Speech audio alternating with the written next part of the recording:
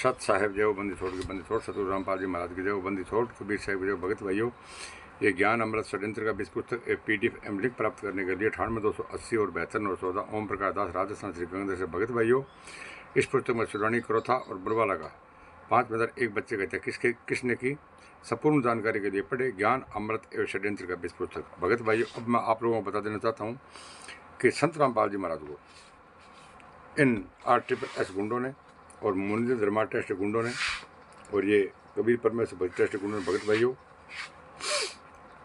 उल्टे बयान दे करके फंसाया। भगत भाइयों, तो ये मैं अब आपको 430 के अंदर जो इन गुंडों ने बयान दिए थे भगत भाइयों, और इन लोगों ने कमेटी बनाई थी, मैं उसके बारे में आपको बता रहा हूँ।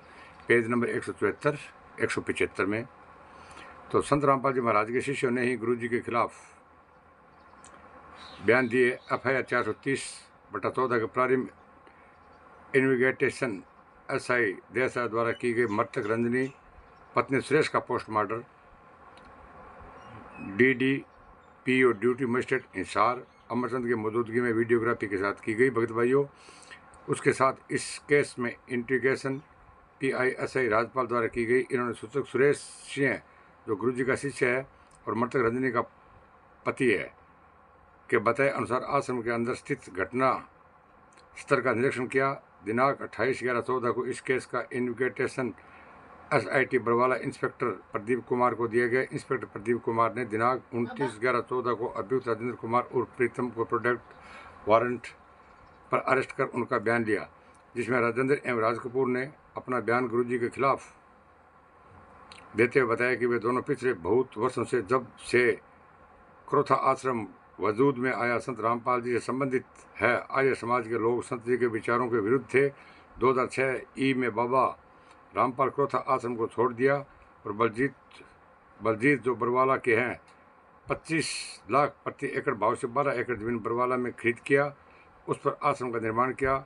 सन 2013 में संत रामपाल जी के निर्देश पर RSS समिति का गठन किया। ये भगत भाइयों सरासर एकदम झूठ बोल रहे हैं।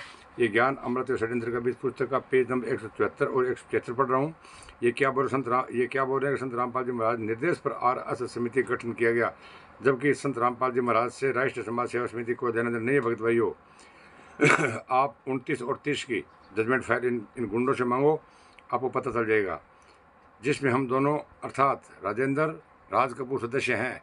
हमारे अलावा बलवान पुत्र भगवान राम जाति राजपूत निवासी रीवा जिला किन्नौर हिमाचल प्रदेश, संजय निवासी खानपुर कलन, मंजू का पति अर्थात गुरुजी का दामाद जोगेंद्र पुत्र जगदीश, गुरुजी का भांजा निवासी उगलाना, वीरेंद्र पुत्र रामपाल गुरुजी का बेटा, कृष्ण बैराना पवन पुत्र लोकनाथ जाति जुलावा निवासी तक्सल,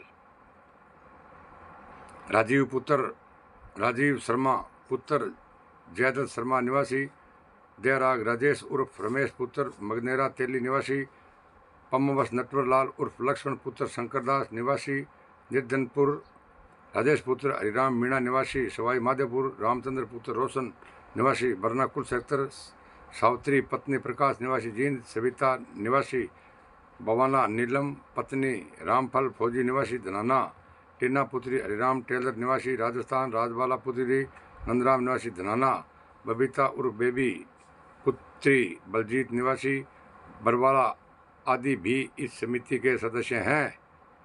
उपरोक्त सभी लोगों का मुख्य काम आश्रम के लिए कमांडो तैयार करना है।